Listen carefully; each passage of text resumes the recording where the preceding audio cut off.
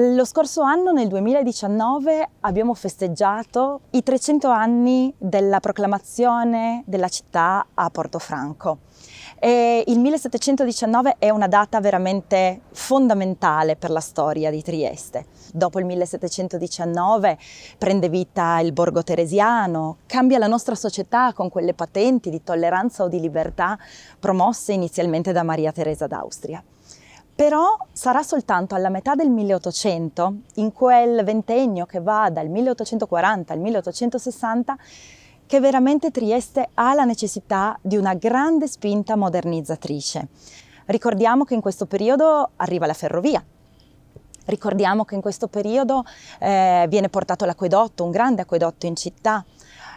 Vengono poste le basi di quello che oggi è il Porto Vecchio, o un porto che oggi chiameremmo intermodale, dove la ferrovia arriva veramente sulla banchina. Però c'è anche un altro grande progetto che prende vita proprio in questo periodo. Grazie a capitali triestini, grazie a capitali dell'impero, viene creato il progetto del taglio dell'Istmo di Suez. C'è quindi la necessità da parte dell'impero di dare ancora una spinta maggiore alla crescita della propria flotta commerciale. E allora ecco che proprio nel 1850 prende vita il progetto di nascita della costruzione, della creazione di un grande arsenale.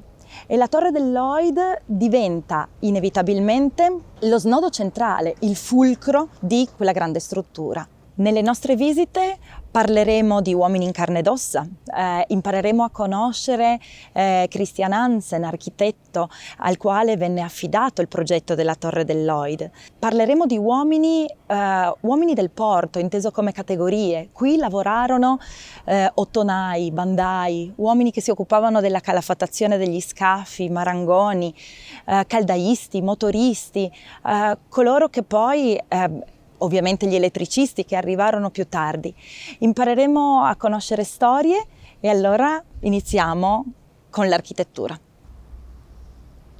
La Torre del Lloyd ci dà il benvenuto e impariamo subito a conoscere qualche caratteristica dello stile nel quale venne progettata. Siamo alla metà dell'Ottocento, periodo nel quale gli stili storici, il recupero degli stili storici è fondamentale.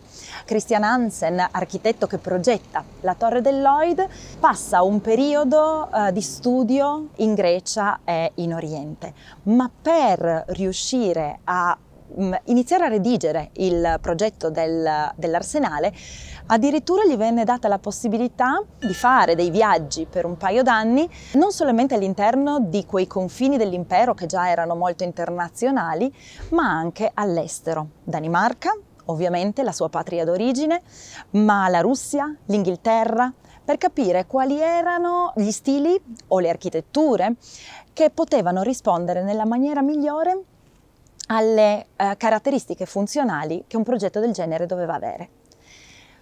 La scelta cade sul Rundbogenstil, il gotico quadrato, caratterizzato da quella compresenza, da un lato delle caratteristiche di uno stile medievaleggiante, la merlatura in alto sulla torre è proprio immediatamente percepibile, ma la presenza, pur essendo detto gotico, invece dell'arco a tutto sesto, e quindi Rundbogen, arco a tutto sesto. Ecco da dove nasce questa dicitura.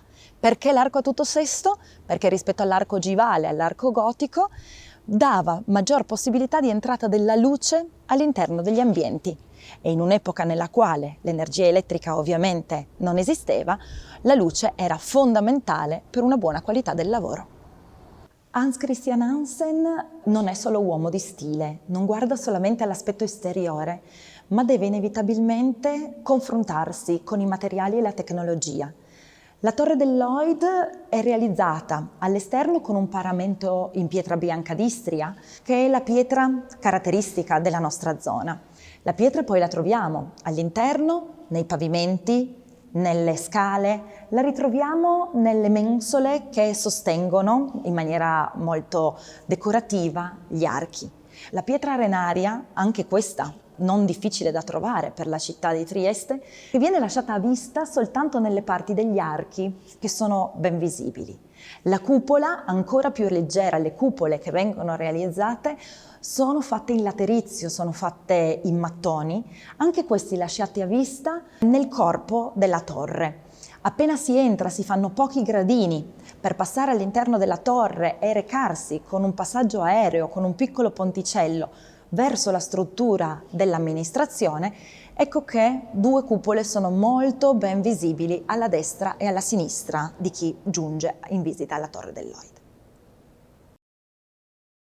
Luce, decorazione, funzionalità, facilità nel comprendere il modulo compositivo di questi ambienti. Queste sono le caratteristiche della Torre del Lloyd.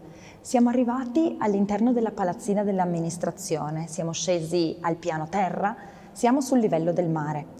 La sala delle colonne, caratterizzata da queste colonne che scandiscono il ritmo dello spazio interno e sono decorate molto semplicemente con queste foglie carnose, sia nella parte del capitello sia alla base, realizzate nella maniera più semplice con la pietra calcarea a vista, rifrangono la luce che arriva attraverso delle finestre a semicerchio che sono posizionate nella parte alta della parete che dà verso il mare. La luce quindi che entra, una luce naturale, la caratteristica poi di questa sala è quella di avere una storia particolare. Questa era la sala dove si davano le paghe a tutti coloro che lavoravano all'interno dell'arsenale.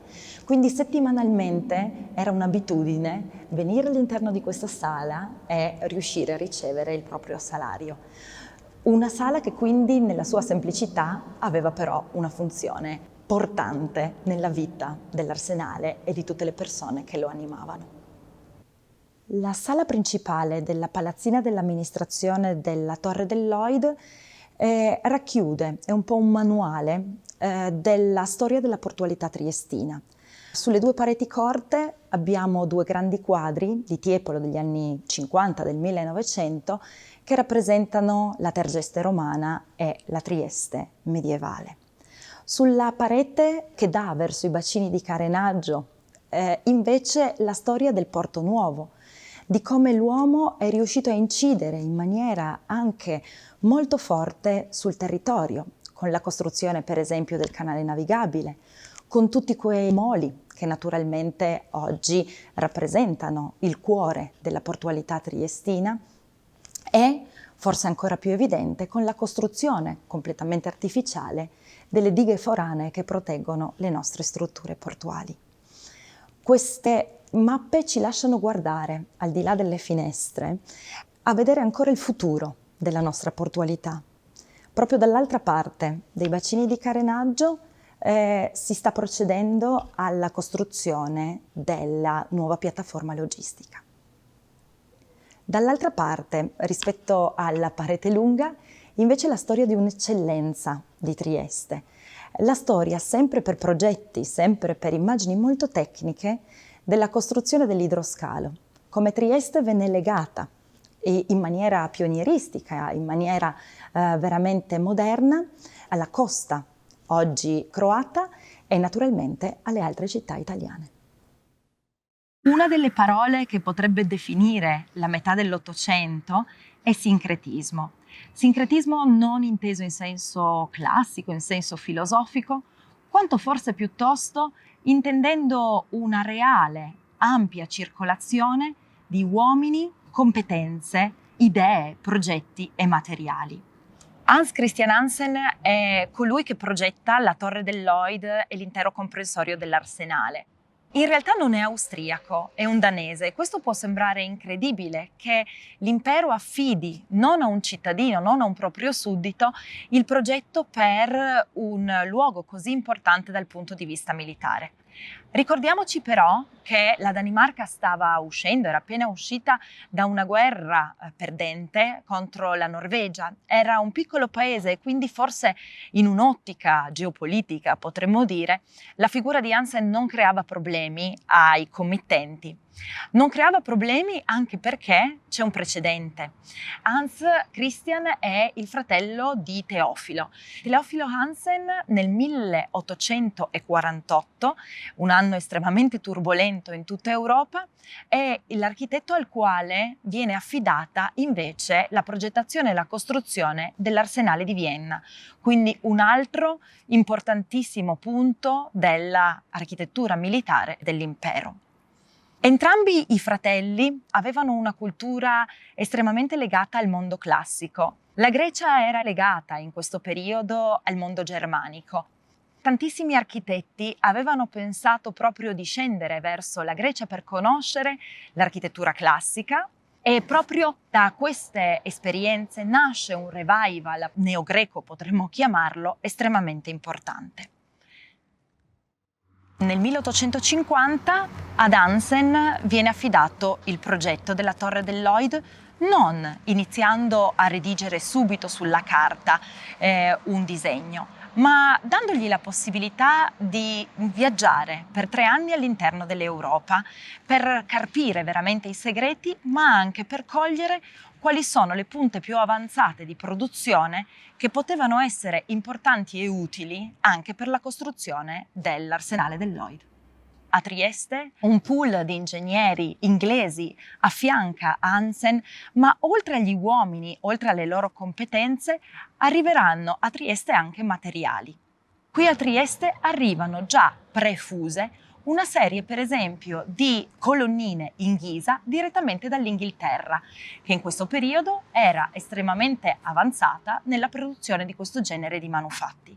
Qual era l'importanza e la bellezza di queste colonnine?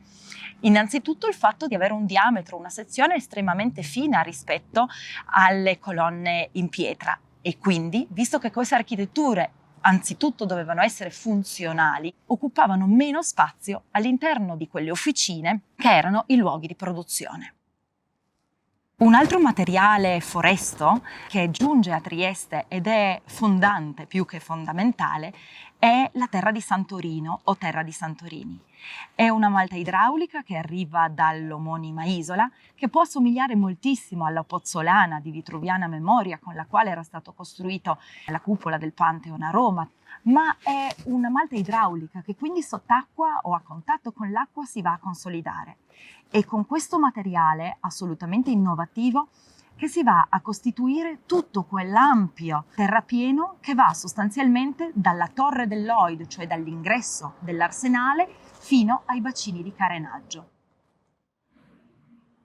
Abbiamo parlato di uomini, abbiamo parlato di competenze, abbiamo parlato di materiali. L'ultima categoria che ci rimane è quella dei progetti. La Torre del Lloyd con il suo Rundbogenstil, il gotico quadrato, il gotico degli ingegneri, come ha giustamente l'ha definito Diana Barillari, crea una nuova onda, forma un nuovo periodo di costruzioni nella città di Trieste. Non solo all'interno delle fabbriche o degli ambienti d'uso, come per esempio l'acquedotto oppure la fabbrica, la birreria Dreher, ma viene usato anche negli ambienti residenziali. Edifici che possono essere ricordati all'interno, ancora esistenti all'interno del tessuto urbano della città di Trieste, sono per esempio, prima fra tutte ovviamente la residenza dell'arciduca Massimiliano a Miramare, il Castelletto Valerio, oggi parte dell'Università di Trieste, oppure Villa Franelich, che sta a metà di Via Crispi e che con quelle sue merlature ricorda molto da vicino proprio l'ingresso dell'Arsenale del Lloyd. Quando il Lloyd austriaco decide di impiantare il proprio arsenale nella zona di Sant'Andrea a Trieste, in realtà non è una novità l'ambito delle costruzioni navali per la città. Possiamo risalire, almeno per quanto riguarda i documenti, alla confraternita di San Nicolò, che aveva risolto il problema delle esigenze di costruzione navale almeno fino alla fine del 1700, quando al posto della confraternita nasce lo Squero Panfili. Dello Squero Panfili, nato tra il 1788 e il 1789, Possiamo ritrovare ancora memoria all'interno di un'iscrizione che ricorda proprio l'ingresso dello squero nella piazza omonima in largo Panfili, sopra all'ingresso di un palazzo che ancora oggi è presente vicino alla chiesa evangelica augustana. La Trieste dell'epoca, però, la Trieste ottocentesca, è una città in grandissima espansione.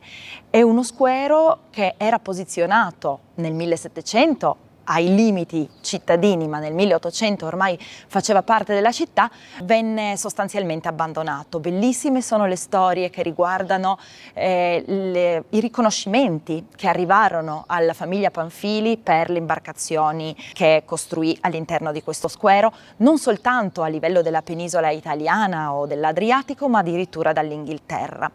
Lo step successivo in realtà è quello del 1839, della costruzione invece dei cantieri San Marco, dell'inaugurazione voluta da Gaspare Tonello.